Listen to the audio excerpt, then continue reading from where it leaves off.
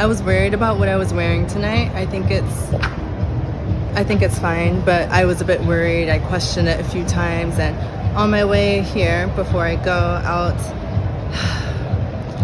a first happened tonight. A guy asked me for money, and I'm like, no, sorry, I don't have anything, which I hate saying because I do have something, but it feels like the nice thing to say in the moment.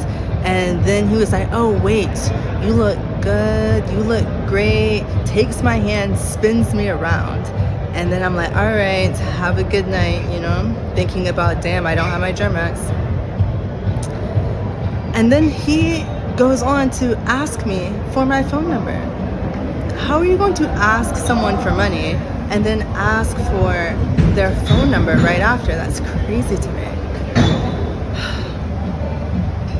What's not crazy though is that as soon as I got off the metro, I saw a rat. I was like, what is that? It was a rat. I went to the last edition of Peacock Society's festival where they hosted it at Future and Wanderlust, 2 clubs in Paris that connect and offer a 4-room experience. This is a 2-day event with 27 hours of music. I only went the first day, but I had such a great time, and I'm going to tell you all about it. I've already told you about Future in a previous video, and honestly, the only reason I was open to going back was because I knew this event was going to be combined with Wanderlust. And this club is actually quite popular, so I'm excited to tell you more about it, just like I've been telling you about so many other clubs and party organizers in Paris, so you know which ones are worth your time, money, and energy. And even though this is the last event for Peacock Society, I still think there is something to learn about if these clubs are a place that you would like to go to, and also just in general how I find parties. Because I really found this because a friend was in town and they were like, I want to dance. It's my last night in town. Where do we go? And I was searching for something that aligned with both of our music tastes. And I came across this one. And the thing about Paris is that there's a lot of things happening all the time. But for me personally and my music taste, it's not like every weekend there's going to be something good. There could be something that's like decent and fun, you know, but not like, oh, I have to go. And that's part of the reason why I was happy to move to Paris. Like, I could not live in a place like Berlin because there's so many good things all the time. I would just be out all the time. All the time. I would not have the self-control.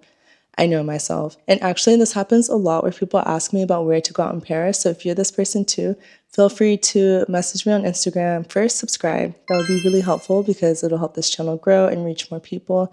But yeah, message me on Instagram. There's also a link in the description that I'll put for people coming to visit Paris. And maybe you have an itinerary of some sort, but you want to fit in clubbing with it, depending on parties and your music tastes, and I'm happy to find something for you. So I found this, but it was through Instagram for sure. Oh, it was because I was going through my list of organizers that I have for different things, different types of music, different types of crowds, all of this. So I was going through it. I wasn't really seeing anything for this specific day. And then I was just going through, okay, what are venues that I like and usually have something decent? And so then I came across this. And whenever I went to the page for Peacock Society, for who was hosting the event at Future, they had a decent amount of followers. And then we had people in common that are following the account. And then Will said he had been a couple of times. And then when I looked at the general lineup selection to get a vibe for what they were going for with, like, I don't know, unconventional music, local artists, something just kind of like, oh, what is that? I don't know, but I like the vibe. That's how I felt when I was scrolling through a few of the artists. And like I said, it was a 2-day event, and I actually knew more of the artists on the second day, but because my friend could only go the first day, I was like, well, if they're choosing these people for the second day and I like a couple of people from the first day, I'm sure it'll be fine. And actually, my friend that I was with, their friend produces for one of the groups that was performing, Frost Children. So it was like, okay, cool. This is great. Let's go.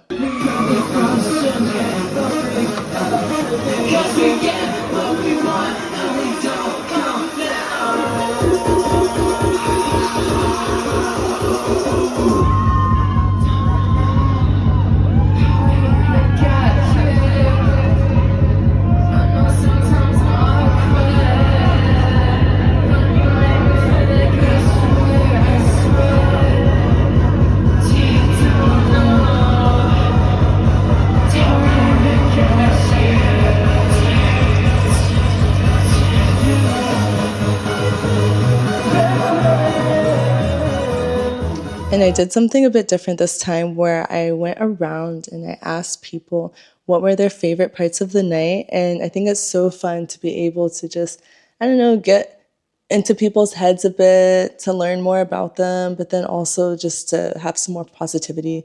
So I'm going to share those at the end for what people were saying about this night at Future and Wanderlust. But first, like usual, I'm going to tell you all about the getting in, the searching, the security, just the overall vibe of the crowd and all of this. So getting in, I was a bit nervous at first because we bought a ticket for before a certain time. And there have been times where I've gone places and they will be so annoying if you're not there by that time. Luckily, this place wasn't like that at all.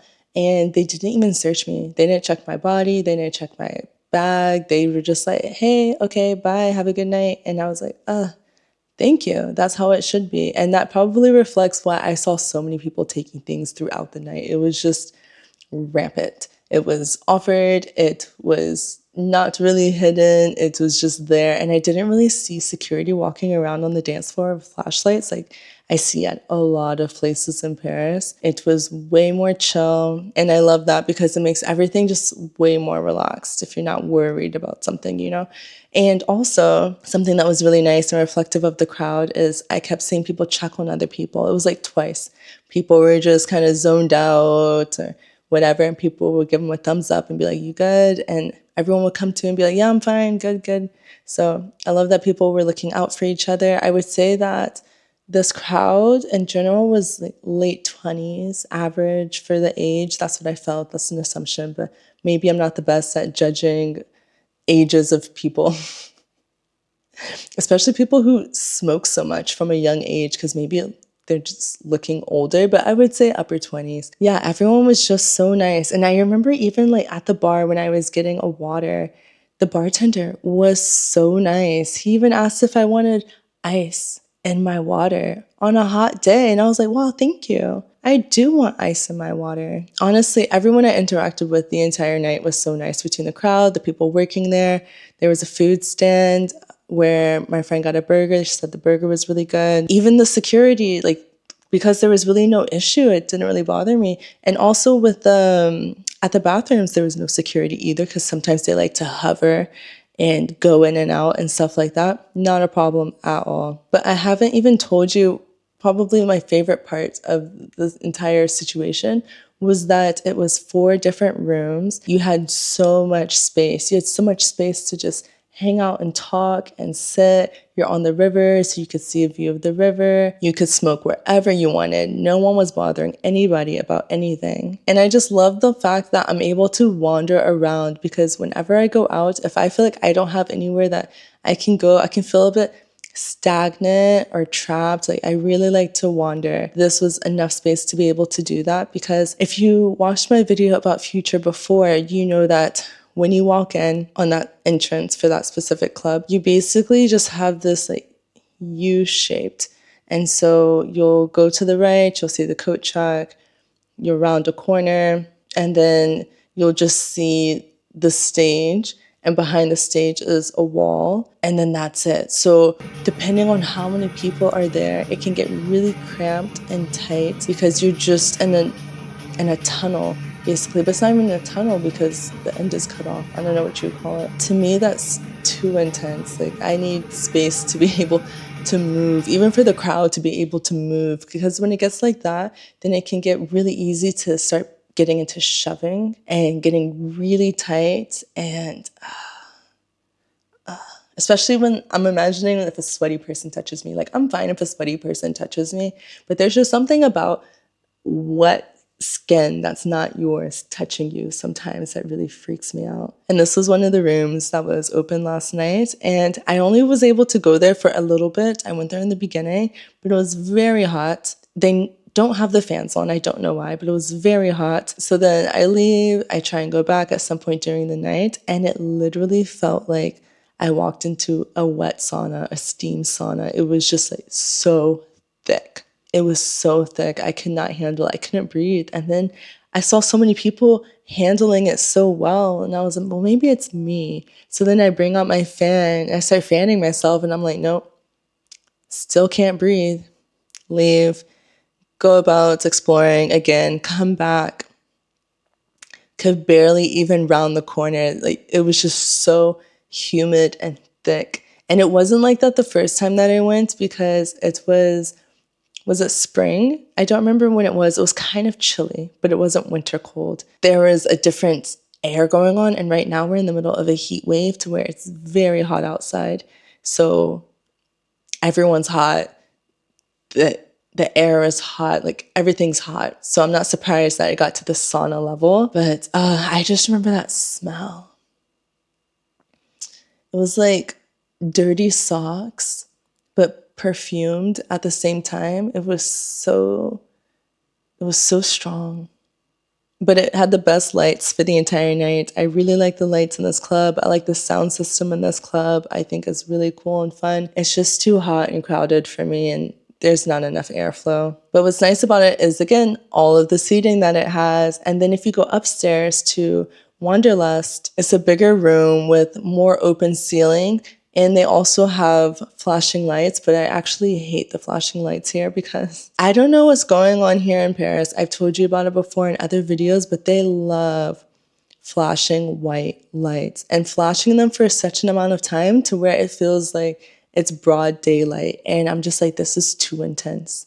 I do not feel comfortable seeing everyone this closely at 3:30 in the morning. I want it dimmer. I want color lights. We don't need these bright flashing lights the entire time, but no one's asking my opinions on the lights. I'm just telling you my opinions on the lights because it makes me feel a little bit better to warn other people that if you bring sunglasses, you'll feel a little bit more protected. The sound system was okay. It wasn't bad. It wasn't amazing. It was fine. Am I turning into a snob? I can't tell. I wasn't impressed. There was at some points where I was just like, but it was fine. It wasn't bad at all. I wouldn't say that at all. And I liked that they had like different levels to where you could climb and feel like you were dancing on a stage on the sides. That was really fun. And then the other two rooms were smaller, still had a fun vibe, you know, like the sound system also. It was just there. It was fine. It wasn't bad. It wasn't exceptional. It was just kind of like, oh, okay, that's fun.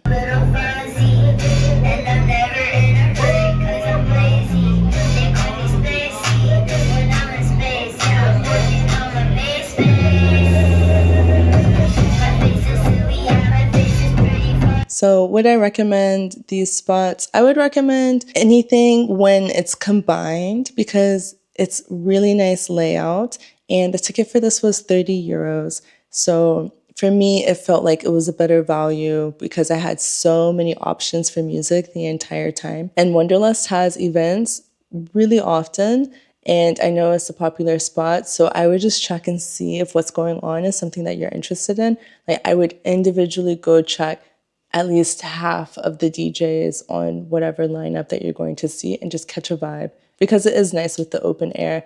Future, I'm only convinced if it's someone I really, really, really want to see. And even then, I probably still wouldn't go. I would just wait. But that's because I don't like feeling trapped and I need to have airflow to have a good time. But if that's not you, if you're cool with it, then, you know, you'll probably really like the parties that they have there. But for me, I can really only see myself going if there's something combined between the two spaces or... So in the end, I had a great night and I'm going to read you what other people said their favorite parts of the night were. First, we have Danny, who answered when I asked, what was your favorite part of the night? She said, all the levels in different rooms and everyone was so nice and the food and the music and was all in one place like a festival with a good layout and corners to talk and the food.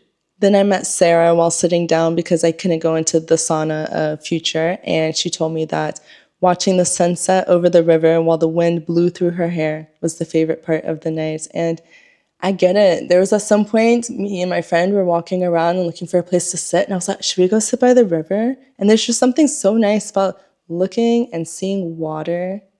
It's so nice. And then I asked one other person, Amin, who said that meeting Sarah was his favorite part of the night because of the great conversations that they had. And I'm pretty sure that he showed up alone and he met her while he was there.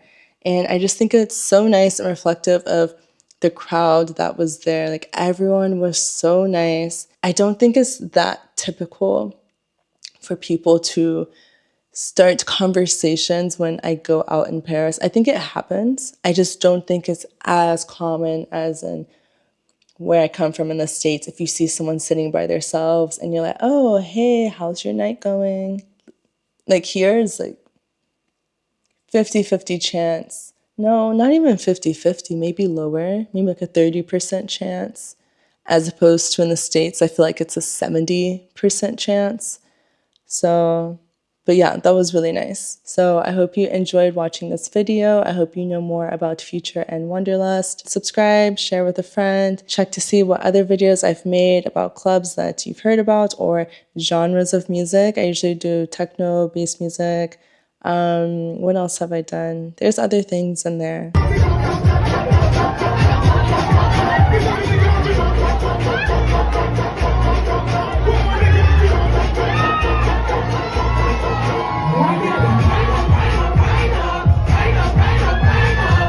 You just have to go look and see. I'll see you in the next video. Bye.